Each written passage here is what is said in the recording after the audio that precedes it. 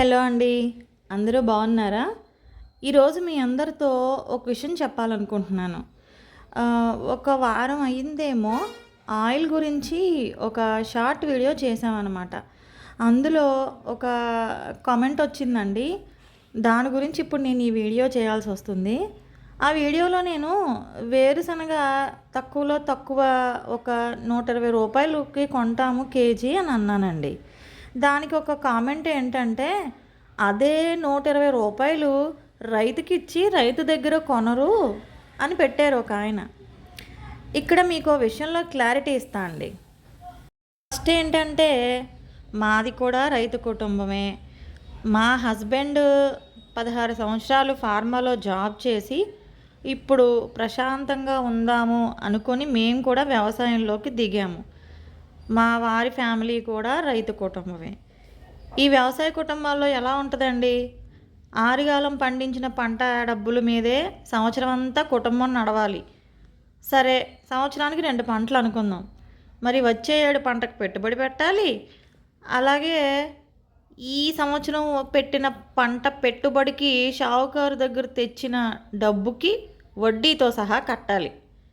పంట రాగానే అలా కట్టాలి. లేకపోతే ఏమవుద్దండి, కొండ పేరుకున్నట్టు పేరుకుపోద్ది అప్పు. అందుకే ఆ భారం తగ్గించుకోవడానికి రైతులు ఏం చేస్తారండి, పంట చేతికి రాగానే ఏదో మంచి రేటు చూసుకొని వెంటనే ఆ పంట అమ్మేయాలనుకుంటారు. ఎందుకంటే ఎక్కువ రేటు కోసం ఎదురు చూస్తే రేటు తగ్గిపోవచ్చు, ఓ పక్కన వడ్డీ పెరిగిపోతూ ఉంటుంది, అసలు పెట్టుబడి కూడా రాకపోవచ్చు, ఈలోపు ఆ పంట అంతా పాడైపోవచ్చు. అవునా కదా? ఇక్కడ నన్ను అన్నారండి, రూ. 120 ఇచ్చి రైతు దగ్గర కొనరు అని. ఇప్పుడు మాది కూడా రైతు కుటుంబమే. ఏదో వ్యవసాయానికి ఇప్పుడు ఆదరువుగా ఉంటుందని, ఈ ఎద్దుల మనుగడ ఉండాలని, అసలు ఈ ఆరోగ్యకరమైన సాంప్రదాయ గానగ నూనెలు అందరికీ అందించాలని, ముఖ్యంగా చెప్పాలంటే దానికి తగ్గ వాల్యూ ఉద్యోగంలో నాణ్యత ఉన్న మనం ఒత్తిడి పొందాలి. తట్టుకోలేక మేము ఈ గానగ పెట్టాం. మేము కూడా ఏం లక్షాధికారులం, కార్పొరేట్లు కాదండి. ఇప్పుడు రైతు దగ్గర పంటంతా ఒకేసారి మేము కొనగలమా? ఏదో 1 క్వింటాలు, 2 క్వింటాలు అది అవ్వగానే మళ్ళీ తెచ్చుకుంటాం. మాకైనా ఎక్కడి నుంచి వస్తుందండి పెట్టుబడి? అందులోనూ ఏదో నాసిరకం కాకుండా, ఎందుకంటే కస్టమర్ మన దగ్గర నమ్మకంతో ఆయిల్ తీసుకుంటున్నప్పుడు మనం కూడా అంతే క్వాలిటీ ఆయిల్ ఇవ్వాలి. కాబట్టి విత్తనం దగ్గర నుంచి ప్రతిదీ కూడా చాలా జాగ్రత్తగా ఎంచుకుని చేస్తాం మనం. అలాంటప్పుడు మంచి క్వాలిటీ ఇవ్వడం కూడా మా బాధ్యత కదా. మరి రైతు పంటంతా నిల్వ చేసుకొని ఏదో మా లాంటి వాళ్ళ కోసం వీళ్ళు వస్తారులే, వీళ్ళు కొంటారులే అని చెప్పి ఎదురు చూస్తా కేజీ కేజీ లేకపోతే క్వింటాలు క్వింటాలు అమ్మితే అసలు రైతుకి రూపాయి మిగులుద్దా అండి? అసలు పెట్టుబడి వస్తుందా? తినడానికి ఏమన్నా ఉంటుందా? సంవత్సరం అంతా అమ్ముతూ కూర్చుంటాడండి రైతు? ఎంతో కొంత తీసుకుని ముందు అర్జెంటుగా ఆ పంటని క్లియర్ చేసుకోవాలనుకుంటాడు. ఆ వచ్చిన డబ్బులతోనే సదురుకోవాలని చూసుకుంటారు. ఇప్పుడు మేమేమి కార్పొరేట్లు కాదండి. రైతుల దగ్గర క్వింటాలు క్వింటాలు తక్కువ రేట్లకు కొనేసి అమ్మే అంత కెపాసిటీ మాకు లేదు. ఒకవేళ అదే ఉంటే, అంత డబ్బే మా దగ్గర ఉంటే అప్పుడు మేము కూడా ఈ గానక పెట్టాం. ఇంక వేరే ఎవరి దగ్గర ఇంక అసలు డబ్బులే కావాలనుకుంటే ఈ గానక అవసరం లేదండి. 7-8 లక్షల పెట్టుబడితో కూడా ఇంకా పెద్ద పెద్ద మంచి మంచి వ్యాపారాలు ఉన్నాయి. కానీ మేము ఇదే ఎందుకు పెట్టాం? ఈ విషయం కొంచెం అర్థం చేసుకోండి. అసలు ఇదంతా కాదండి. నేను ఈ ఎద్దుగానికి వేరుశనగ నూనె లీటరు 400 నుంచి 450 రూపాయలకి ఇస్తున్నామండి అని నేను చెప్పినప్పుడు, మరి అందులో మీకు మా కష్టం కనపడట్లేదా? కొంతమంది అంటారండి, ఏంటండి 400 రూపాయలా? మొన్న పక్క సందులో తెచ్చామండి cold pressed oil, machine oil litre 300. ఇంకా ఒక 5 లీటర్లు తీసుకుంటే 350 రూపాయలకే ఇస్తారండి. అయితే అక్కడే తీసుకోండి. మీకు క్వాలిటీ కావాలంటే దానికి తగ్గ ధర ఉంటుంది కదా. అయినా ఒకసారి మీరే ఆలోచించండి. నిజంగా ఇందులో మేము ఏమన్నా లక్షలు సంపాదిస్తున్నామా? కుదిరితే ఒక చిన్న లెక్క వేయండి. కేజీ వేరుశనగ డెలివరీ ఛార్జెస్తో కలిపి, ట్రాన్స్పోర్ట్తో కలిపి 1 కేజీ 120 రూపాయలు చిల్లర పడుతుందండి. ఒక గానగ వేయాలంటే 13 కేజీలు వేరుశనగ గానగలో వేయాలి. ఇప్పుడు మీరే లెక్క వేయండి. 13 కేజీలు వేరుశనగ గానగలో వేస్తే 13 కేజీలు ఇంటూ రూ. 120 ఎంత అవుతుందండి? ఒక గానగ కోసం ఇద్దరు మనుషులు గానగ చుట్టూ ఎద్దుతో పాటు 2:30 నుంచి 3 గంటలు తిరగాలి. ఇంత చేస్తే ఎంత వస్తుందండి? 5 కేజీల నూనె వస్తుంది. మరి ఆ తర్వాత ఎంత పని ఉంటుందండి? ఆయిల్ జాగ్రత్తగా ఎండబెట్టడం, అంతా చూసుకోవడం, ఫిల్టర్ చేసుకోవడం, ప్యాకింగ్ చేసుకోవడం. ఊరికే ఆయిల్ దాని అంతట అదే వచ్చేది కదా. సరే ఆలోచించండి. 5 కేజీల నూనెకి 13 కేజీల వేరుశనగలు రూ. 120 చొప్పున 5 కేజీల నూనె వస్తే ఎంత పడిందండి ధర? రూ. 312 పడింది అటు ఇటుగా. మరి మనకి ఏది ఫ్రీగా రాదు కదండి. గానగ దగ్గర పనిచేసే ఇద్దరు మనుషులకి రోజు కూలి ఒకసారి మీరే లెక్కేయండి. ఎద్దుకు మేత ఇంత చేసి మనం ఇంత మంచి ఆయిల్ తీసి ప్లాస్టిక్ బాటిల్లో వేయడం మనకిష్టం లేదు. మరి బాటిల్ ప్యాకింగ్ నిజంగా 400-450 ఎలా గిట్టుబాటు అవుద్దండి? నేను తయారీ ధరకు ఇస్తున్నానంటే మేము ఇంకేదో చేసేస్తున్నాం అనుకుంటారు. నిజంగా మీకు ఇది తయారీ ధరకు రావట్లేదా? కాకపోతే ఒకటి ఒప్పుకుంటానండి. ఇప్పుడు 13 కేజీలు వేరుశనగకి 7-8 కేజీలు చెక్క వస్తుంది. మా ఊర్లో చెక్క రూ. 35 వెళ్తుందండి కేజీ. మేము కూడా రైతుల్లాగే దీనికి ఎవడన్నా వచ్చో రూ. 40 కొనుక్కెళ్తారని ఎదురు చూస్తే అన్ని రోజులు చెక్క నిల్వ ఉండదండి. ఇంకొక ఆయన కూడా అడిగారు, అసలు మీకు చెక్క ఎంత వస్తుందో తెలుసా, మీకు కేజీ చెక్క ధర ఎంతో తెలుసా అని. ఇక్కడ పనిచేసేది మేమేనండి. మేమేమీ 4 మనుషులను నెట్టేసుకొని మేము ప్రశాంతంగా ఫ్యాన్ల కింద కూర్చొని ఏసీలో కూర్చొని చేయట్లేదు. ఇప్పుడు ఇదే ఆదాయం. ఈ చెక్క మీద వచ్చేదే మాకు ఆదాయం.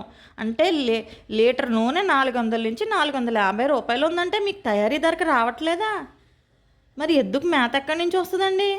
ఇప్పుడు బయట గడ్డి రేటు ఎంత ఉందో చూసారా? ఉండగా వ్యవసాయం తగ్గిపోయి ఎంత రేటు, 1 ఎకరం గడ్డి కొనాలంటే ఎంత కష్టంగా ఉంటుందండి.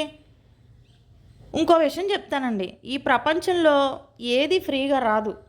ఒకవేళ ఫ్రీగా వచ్చినా దానికి వాల్యూ ఉండదన్నమాట. అదేంటో ఎవరైనా ఫేక్ ఆయిల్స్ లేకపోతే ఇంకేదైనా ఫేక్ విషయాలు ఉంటే మాట్లాడకుండా అందులో ఇన్వాల్వ్ అయిపోతారండి. అసలు ఏమాత్రం లాజిక్గా ఆలోచించరు. జెన్యూన్ ఒరిజినల్ ప్రోడక్ట్స్కి మాత్రం 100 ప్రశ్నలు వేస్తారు.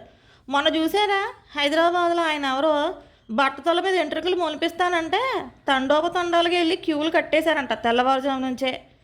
లాజిక్ ఉందా అండి? కానీ ఒక కుటుంబం అంతా కష్టపడి నలుగురికి మేలు చేయాలనుకుంటే మాత్రం క్రాస్ క్వశ్చన్స్ అనమాట.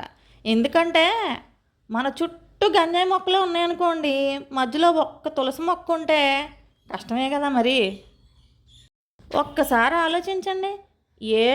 400-450 ఒక లీటర్ నూనె ఖర్చు పెట్టాలంటే ఎంత క్వాలిటీ ఉండాలండి ఆయిల్. ఒక రూ. 100 తక్కువ వస్తుందని మిషన్ ఆయిల్తో పోలుస్తారా ఏంటండి ఇది?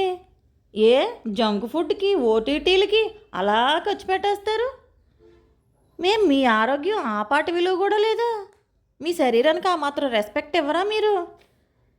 రేపు ఏదన్నా అనారోగ్యం వస్తే హాస్పిటల్లో కన్సల్టేషన్ ఫీజు ఎంత అండి? చిన్న ఊళ్ళల్లో కూడా నాకు మొన్నే తెలిసింది, 400 రూపాయలంట వారానికి. అప్పుడు మాత్రం మాట్లాడకుండా కడతారే. ఎందుకంటే అమ్మో భయం ఏమైపోద్దో అని. మరి ఆ జాగ్రత్త ముందు తీసుకుంటే ఆ టెన్షన్ ఉండదు కదా. అవునా కాదా? మీ అందరికీ ఒక విషయం చెప్పాలండి. ఇప్పుడున్న ప్రపంచంలో ఎటు చూసినా అన్నీ కెమికల్ ఫుడ్డు, కల్తీలు. ఏది నిజమో, ఏది అబద్ధమో, ఏది ఒరిజినలో ఇది నిజంగా సామాన్య మానవుడైతే తెలుసుకోలేని పరిస్థితిలో ఉన్నారు. అది చుట్టూ ఉన్న వాతావరణం వల్ల, లేదంటే ఆ ప్రభావం వల్ల కూడా కావచ్చు. నిజానికండి నాకు కూడా ఇంత అవగాహన లేదు. ఇంతకుముందు మా కుటుంబంలో ఒకళ్ళు క్యాన్సర్తో పోరాడి చనిపోతే కానీ నాకు అర్థం కాలేదు. ఆ టైంలో నేను ప్రెగ్నెంట్ కూడా. అప్పుడు నాకే అనిపించింది అసలు ఇదంతా ఎందుకు ఇలా జరుగుతుందని. ఎందుకంటే ఆయన క్యాన్సర్తో పోరాడి చనిపోవడం నా కళ్ళతో నేను చూసినప్పుడు అది నాకు చాలా రోజులు నా మైండ్లోంచి వెళ్ళలేదన్నమాట. ఆ తర్వాత తెలిసింది 80% రోగాలకి జంక్ ఫుడ్, ఈ వంట నూనెలే కారణం అని. అప్పుడు అనుకున్నానండి నేను. మా హస్బెండ్ ఫార్మా జాబ్ చేస్తూ ఏదో అలా మేము కూడా హైదరాబాద్‌లోనే ఒక 16 ఏళ్ళు ఉన్నాము. నాకే అనిపించింది సడెన్‌గా. సరే మనకి డబ్బులొస్తాయి, ఇవన్నీ ఉంటాయి, మంచి శాలరీ ఉంది. కానీ రేపొద్దున మన పిల్లల పరిస్థితి ఏంటి? అసలు వాళ్ళకసలు ఆరోగ్యం లేకపోతే ఇంక ఏమిచ్చినా ఉపయోగం లేదు కదా! నాకెందుకో అనిపించింది. తిరిగి మన సొంత ఊరికెళ్ళిపోదామా? ఎందుకంటే మా హస్బెండ్ జాబ్ రీత్యా మేమెప్పుడు కూడా మా సొంత ఊరికొచ్చి ఏదైనా ఒక మంచి ఫంక్షన్స్‌లో పాల్గొవడం గానీ, ప్రతి అకేషన్‌కి రావడం గానీ, ఇలా ఏమీ జరగలేదండి. ఈ ప్రెషరు, ఈ ఒత్తిడి మనకిదంతా వద్దు. ఉన్నంతలో ప్రశాంతంగా ఉందాం. మనతో పాటు ఒక నలుగురికి మంచి జీవితాన్నిద్దాం.